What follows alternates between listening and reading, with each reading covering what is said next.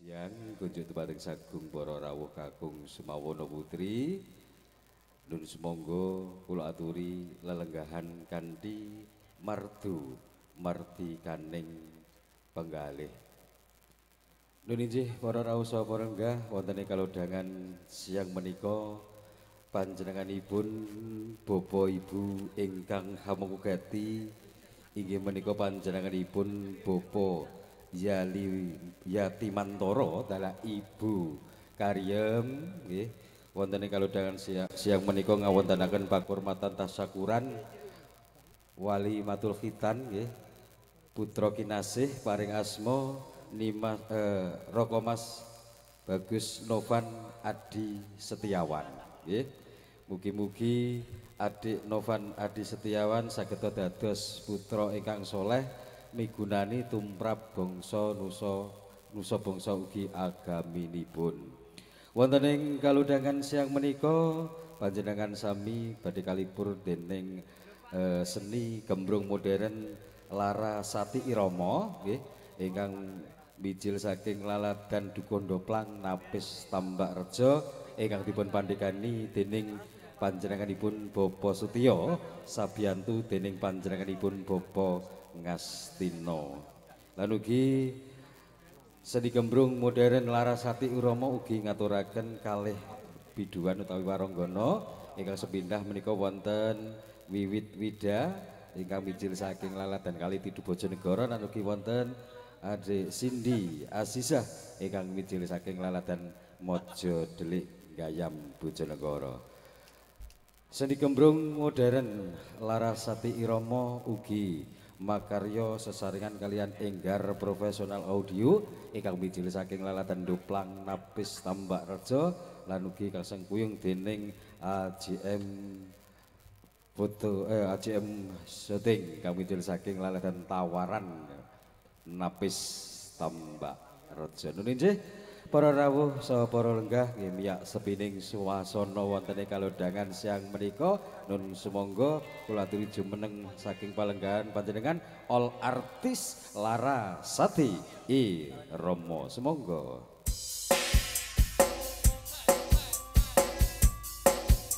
siap yo.